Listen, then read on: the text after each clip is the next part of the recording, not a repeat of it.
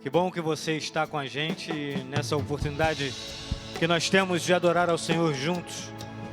Queria te convidar a buscar ao Senhor e a declarar diante dele a sua fé naquele que pode todas as coisas.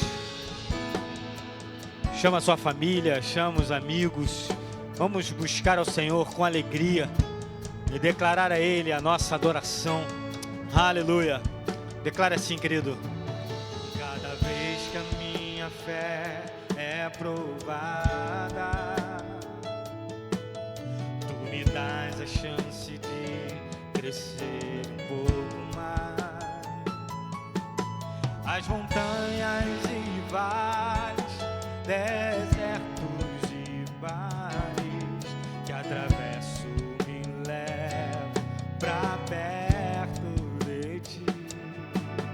Minhas provações não são maiores que o meu Deus e não vão me impedir de caminhar.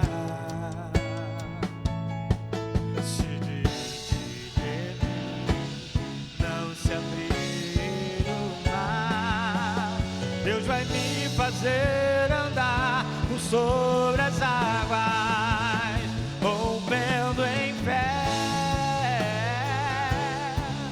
Minha vida se revestirá do Teu poder, rompendo em fé. Com ousadia vou mover no sobrenatural.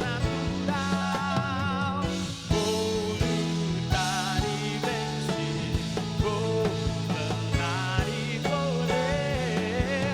A cada dia vou viver rompendo em fé.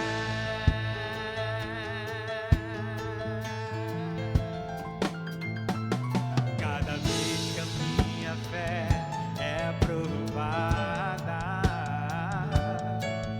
Tu me dás a chance de crescer um pouco mais. As montanhas e vales, desertos e mares que atravesso me levam pra perto de Ti. Minhas provações não são maiores que o meu Deus e não vão me impedir de caminhar.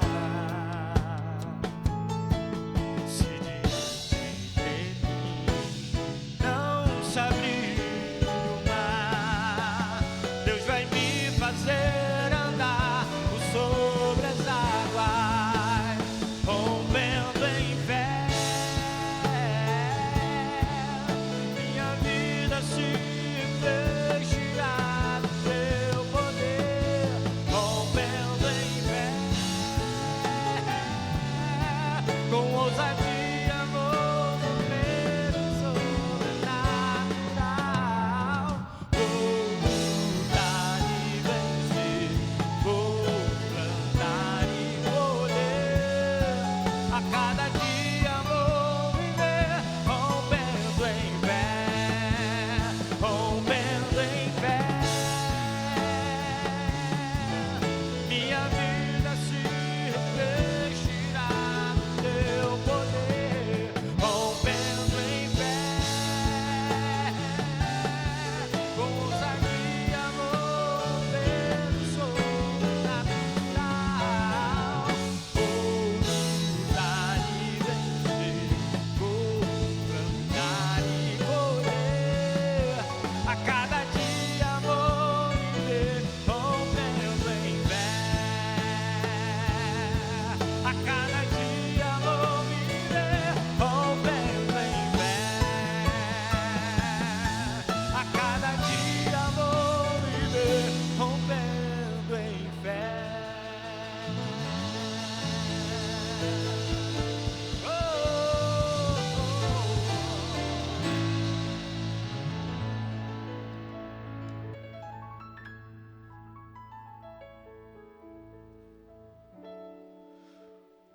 Você nesse momento tem a oportunidade de adorar o Senhor com os seus bens, com as suas ofertas, com os seus dízimos.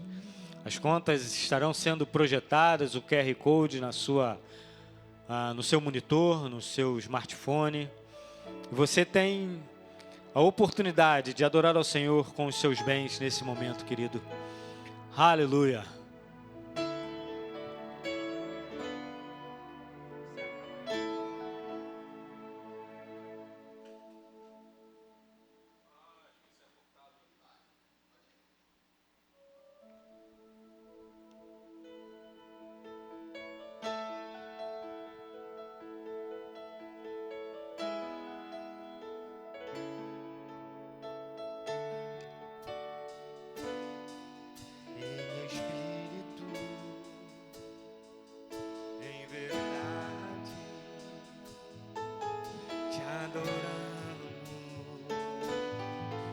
Te adoramos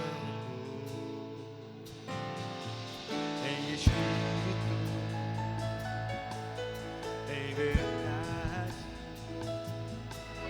Te adoramos, te adoramos, Rei dos Reis e Senhor. Te entregamos nosso viver, Rei dos Reis e Senhor. Te entregamos nosso viver pra te adorar, ó Rei dos Reis, porque eu nasci, ó Rei Jesus. Meu prazer é te louvar, meu prazer é estar nos atos do Senhor. Meu prazer é viver na casa de Deus, onde flui o amor.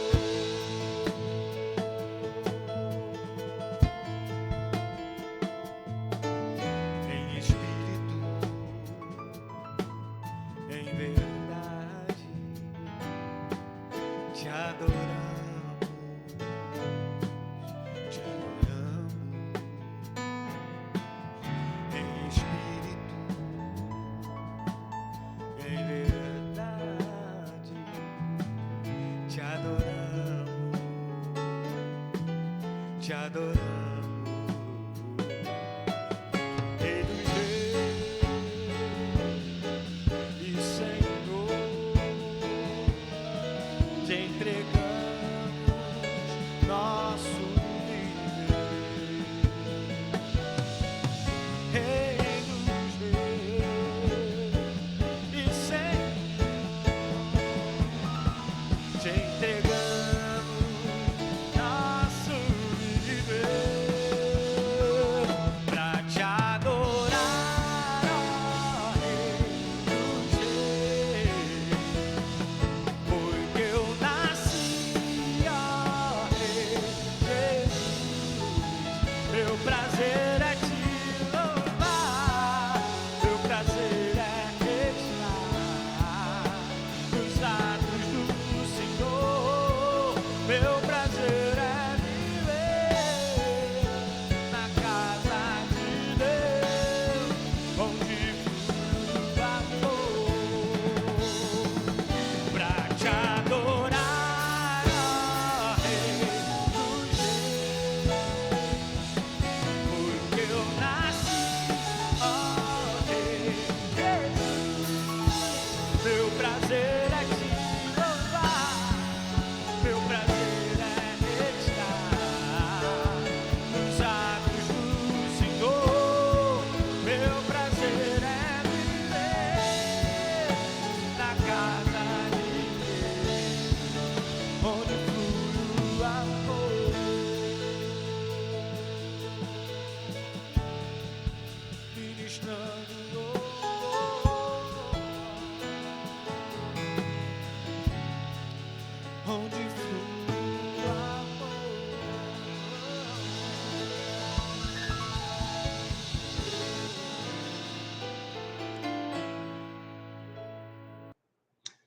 Que bom que você está conosco.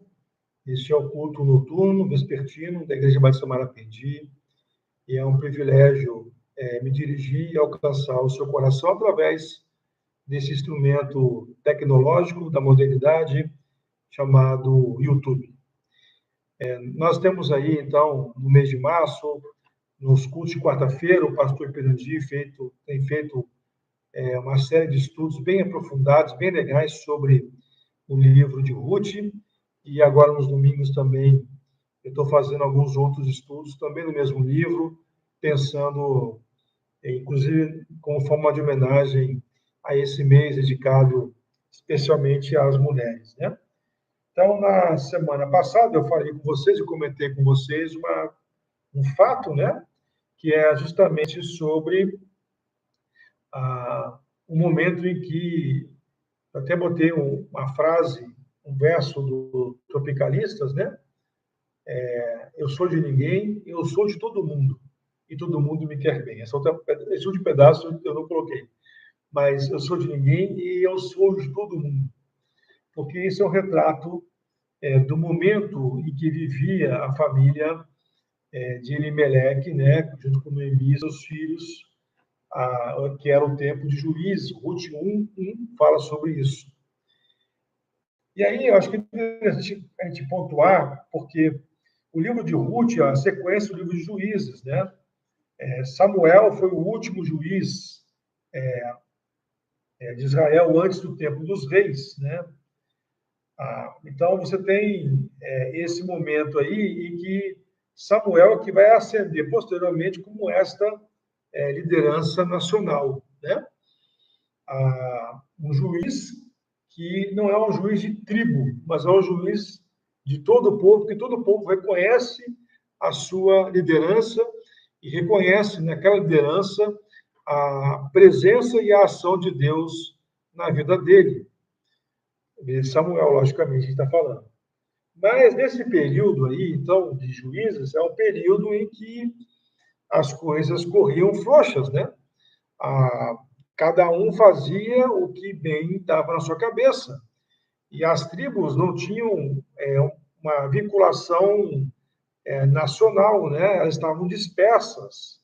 As tribos em relação a uma unidade nacional, e dentro das tribos as pessoas estavam dispersas em relação à unidade da própria tribo. Por isso que cada um fazia o que bem queria.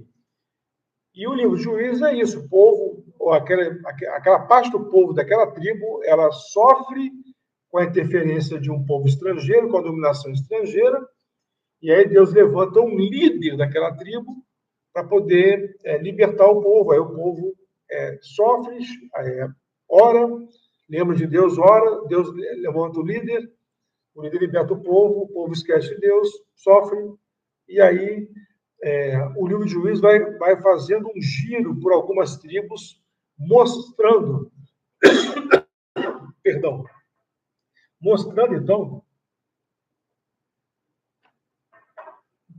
o resultado dessa desunião com Deus e também entre aqueles que pertenciam ao mesmo povo, o povo de Deus.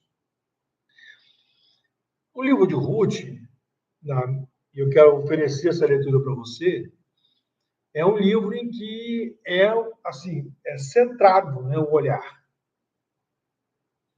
Então, o olhar se volta. Você quer ver o que nós estamos falando aqui sobre as tribos? Agora vamos olhar uma família. O que acontece com uma família? Então, é como se fosse um exemplo pensado, né, para patentear aquilo que está mostrado no livro de Juízes de modo mais amplo. Agora, como é que esse modelo de Juízes está afetando as famílias lá, nas suas casas? E aí nós temos, então, o livro de Ruth, né? Logicamente, aonde falta plano, sobra fome. E tanto a estada, ou os últimos dias ainda em Belém, que era a terra deles lá, de Elimeleque e de Noemi, como também o seu período em Moabe, foram períodos que não foram períodos de bonança. No caso de Moabe, a ausência, a carestia, a dificuldade está tipificada no saque, né, dos homens da casa. Né? Elimeleque morre, depois os filhos morrem. Os nomes dos filhos são nomes meio diferentes, complicados, né? Malom e Quilion. Então, esses dois filhos também morrem. E, naquele momento, uma sociedade patriarcal, a morte não era só a perda e a tentativa de sobreviver ao luto de gente que se ama profundamente, mas era também uma forma de você ter que sobreviver ou encontrar um meio de sobrevivência, porque as mulheres não podiam herdar as coisas. Então, vamos supor que tivesse alguma coisa ainda em nome do Elimeleque. A mulher não podia herdar isso. Então, além da perda, né, do companheiro de vida, dos filhos, do amor que está envolvido aí, você tem uma ameaça de continuidade. Porque podia ser que ela não tivesse como viver muito mais tempo. A vida dela agora estava colocada em risco por ser uma mulher agora viúva e só, no meio de uma sociedade patriarcal e sem nada. Era um contexto desafiador. E tudo porque parece que faltou plano. E acabou sobrando fome no primeiro momento e também no segundo momento. Eu passo ali, então, aqui, como eu tenho feito, né, desde o livro anterior, o livro de Ruth, capítulo 1, versos 1 a 5. Nos dias em que o juiz julgava, houve fome na terra de Israel. E um homem de Belém de Judá foi morar por algum tempo na terra de Moabe, com sua mulher e seus 2 filhos. Este homem chamava Elimeleque, e sua mulher chamava Noemi. Os filhos chamavam Malom e Quilion, eram efrateus de Belém de Judá. Foram à terra de Moabe e ficaram ali. Algum tempo depois, Elimeleque, o marido de Noemi, morreu, e ela ficou sozinha com os 2 filhos. E esses casaram com mulheres moabitas. O nome de uma delas era Orfa, e o nome da outra era Ruth. E ficaram ali quase 10 anos. Depois morreram também Malom e Quilion, os 2 filhos de Noemi. E assim ela ficou sozinha, sem os 2 filhos e sem o marido. Onde falta plano, sobra fome. Eu falei um pouco do tempo dos juízes, agora eu queria falar um pouco da qualificação que dá, em termos geográficos, que o texto aponta que eles resolvem ir para a terra de Moabe. O que significa ir para a terra de Moabe? E aí eu quero fazer um pequeno passeio, rápido passeio, para dizer algumas coisas sobre Moabe. Como é que surge o povo moabita? Então, o povo moabita, ele surge a partir da experiência posterior à destruição de Sodoma e Gomorra. Você sabe que um anjo insta e tira Ló de casa com a sua família. Então, Ló, a esposa e as 2 filhas saem correndo e, no meio do caminho, o anjo fala, não olhe para trás. A mulher de Ló olha e vira uma estátua de sal. E Ló e as meninas seguem. E eles vão parar numa montanha perto, numa caverna lá, para se localizar e se manter. E as meninas conversam uma com a outra e falam assim, bom, agora não há mais homem, porque os homens foram todos destruídos lá na cidade, todos queimados. Nós temos que gerar uma descendência. Então, vamos fazer o seguinte, vamos embebedar o nosso pai, e aí, hoje à noite, eu vou me deitar com ele, e amanhã a gente faz uma coisa e vai você. Então, Moabe é uma nação, um povo que nasce de uma relação incestuosa de Ló, sobrinho de Abrão, com a sua primogênita. Ele estava bebadaço e isso não justifica nada, e ele tem relação com a sua filha e nasce, então, aquele que seria o pai dessa nação chamada Moabita. Então, os Moabitas, desde sempre, estão ligados a uma dimensão sensualizante, vamos dizer assim.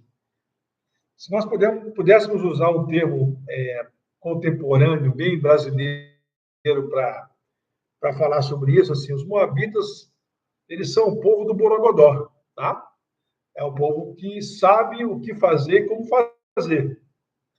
Então, eu acho que você entende o que eu estou querendo dizer com isso. Espero que sim. Eu também não posso ir muito além disso aqui no canal do YouTube, senão dá confusão para mim e para a igreja também, tadinho. Então, a Moab é identificado com esse povo que tem um alto grau de sensualização, né?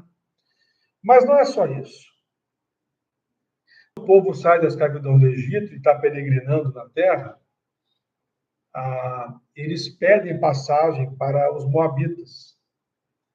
E os moabitas recusam autorizar este povo a passar. E mais do que isso, quando nós vamos ler, por exemplo, Números, deixa eu só abrir aqui,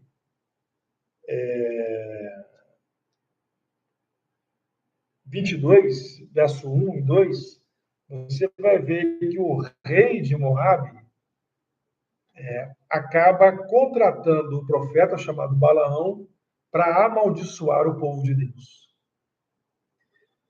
Então, note bem que a relação dos moabitas, embora tenha um parentesco, um DNA distante, né, mas ligado com o povo oriundo de Abraão, né, você vai ver que a relação dos moabitas com o povo de Deus nunca foi uma relação de amizade, sempre foi uma relação tensa. Como é que você escolhe ir para uma terra em que você não é bem quisto por causa da sua etnia?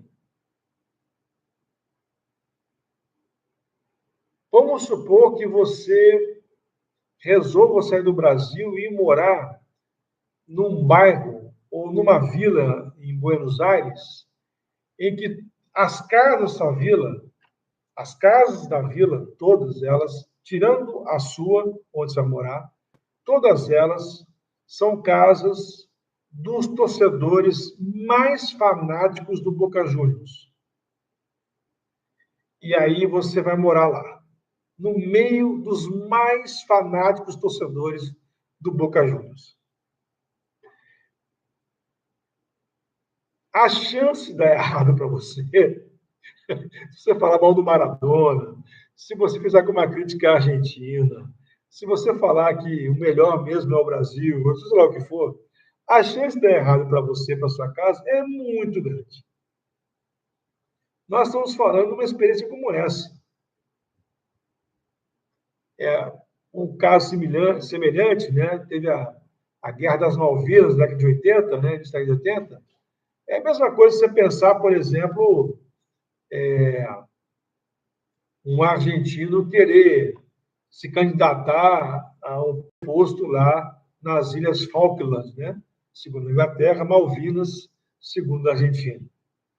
Então, um morador de nacionalidade argentina quer ser o preposto das Ilhas Falklands. Sim, a chance de acontecer é muito pequena, inclusive a chance de sofrer algum tipo de hostilidade é muito grande. Então, nós estamos falando assim, de uma decisão de uma família, no momento de crise, de adversidade, que eles resolvem ir para uma terra que, ao que tudo indica, tinha pão, mas que não tinha acesso para eles ao pão. Ou eles não teriam acesso fácil ao pão, porque os moabitas não viam com bons olhos aqueles que eram oriundos do povo de Deus. Quando Jefté vai ser chamado para entrar numa luta, lá em Juízes capítulo 11, acontece uma situação bem interessante. Jefté vai lembrar a história. Por quê? Os amonitas inventaram de invadir as terras do povo de Deus. E a alegação é o seguinte: vocês estão na nossa terra. E aí Jefté vai lembrar, quando o povo saiu do Egito, Juízes, capítulo 11, a partir do verso 16. Ele mandou mensageiros ao rei dos Edomitas, dizendo: peço que você me deixe passar pela sua terra. E o rei não deixou. E Israel mandou pedir a mesma coisa ao rei dos Moabitas, mas ele também não quis atender. E o povo ficou acampado em Cádiz. Verso 18. Depois andou pelo deserto, rodeou a terra dos Edomitas e a terra dos Moabitas, e chegou a leste da terra deles, e acampou do outro lado do Arnon. Não entrou no território dos Moabitas, porque o Arnon é a fronteira deles. Então, o Jefté está falando para o rei lá, mas olha, o que está falando aí, alegando, não procede, porque nós não entramos em nenhum momento na terra de vocês, porque foi vedada essa entrada. Vocês não deram visto para o nosso povo. E o nosso povo, então, teve que fazer uma baldeação, andar bem mais para ir para onde tinha que ir. Para o destino que eles estavam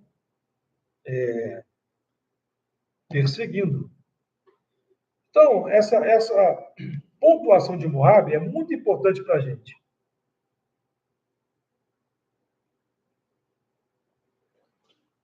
Porque, meu querido e querida, se você está precisando de uma mão que te acolha, de uma mão que te sustente, de uma saída, como nós falamos no ano passado, é bom você procurar alguém que tenha uma relação histórica de apoio a você e a sua casa, a você e ao seu povo. E não recorrer a alguém em quem essa relação não exista, ou até pior, seja uma relação truncada. E este é o caso dos moabitas em relação ao povo de Deus. Você consegue imaginar como isso é difícil? Você vai parar justamente no local que já tem uma pré-indisposição com você por causa da onde você vem. Ora, procura outro lugar para ir. É por isso que onde falta plano, sobra fome, sobra carestia, sobra adversidade. Mas, infelizmente, na hora da dificuldade, as pessoas, elas tomam decisões sem muita reflexão. E esse preâmbulo do livro de Ruth é o indicativo da coisa que foi feita sem conhecimento, na base da ignorância ou na base do ímpeto, seja como for, mas que não contemplou a melhor ponderação, a melhor racionalidade. Há alguns domingos atrás, eu falei que na igreja, quando a gente é adolescente, a gente tem um caiaque. Então, o caiaque, você está ali correndo, você bate correndo para cá, muda a direção do caiaque de uma hora para outra. E você pode fazer isso porque você é adolescente. Quando você é jovem, você tem uma lanchinha. A vida é como uma lanchinha. Então, você vira o leme do motor, né? E você, com isso, se está no leme, você vira o leme. Se tem um motorzinho aqui atrás segurando ele, você vira o motorzinho, você muda a direção. E assim, é uma mudança rápida, não tão rápida quanto a do caiaque. Mas acontece. Logo ali você muda. Mas quando você é adulto, maduro, aí você está no transatlântico. Para você mudar de direção, você tem que pensar muito antes. Saber bem antes a fazer, porque para virar à direita, você tem que começar a virar à direita lá atrás. Não é dando uma guinada no meio de última hora. Porque transatlântico não muda de direção desse jeito e desta forma. Então, o que acontece é que, pelo menos na minha impressão do estudo da Bíblia, no livro de Ruth, é que Elimeleque e Noemi agiram com a família como se estivesse no caiaque. Mas era transatlântico já. E eles, infelizmente, colheram situações mais difíceis ainda, especialmente o caso Noemi, a partir dessas decisões que não foram as melhores. O resultado disso tudo aí é o que está no final, no verso 5, em que Noemi perde, inclusive, os seus 2 filhos. Então, meu querido e querida, planeje. Se não há muito tempo para o plano, segundo você mesmo pensa, então não desconsidere a história, o conhecimento prévio, a história familiar, porque dependendo da decisão que você tomar, ela pode trazer e ter um custo muito mais alto para você do que continuar na dificuldade em que você estava. Volto a dizer o que eu falei no domingo passado. Há certas saídas que não levam a gente para a vida. Há certos movimentos que levam a gente para a morte. Por isso, a necessidade de pensar, a necessidade de orar, de pedir a direção de Deus sobre as nossas decisões. Amém? Nós vamos orar e eu queria, então, colocar para você alguns pedidos de oração. Vamos orar pela paz no mundo. As coisas estão ficando muito complicadas, né? Muito difícil. Guerra sobre guerra, os interesses mais baixos possíveis, né? Uma coisa muito sórdida, as crianças sofrendo, famílias inteiras sofrendo. Vamos orar não só pela paz do mundo, mas também vamos orar pela situação climática do nosso planeta. A gente viu quando está na Zona da Mata Mineira, né? Tanta gente sofrendo por causa das chuvas. Vamos orar, meus queridos e queridas. Vamos orar. E vamos orar pelos pedidos de oração da igreja, né? A nossa igreja, todos os membros recebem no grupo da igreja. Toda segunda de manhã, a Camila faz isso com muito cuidado e carinho. Ela encaminha ali no grupo da igreja os pedidos de oração e nós oramos, né? Então, eu queria que você pudesse lembrar daqueles pedidos, né? E que você orasse por cada um deles, como membro da igreja. E, logicamente, que você, nesse momento, abra seu coração para Deus e diga a Ele, em oração, o que é que vai no seu coração, tá bom? Deus, obrigado por esse estudo. Nós queremos a tua bênção para os nossos planos, de tal modo que não haja fome por onde nós passarmos.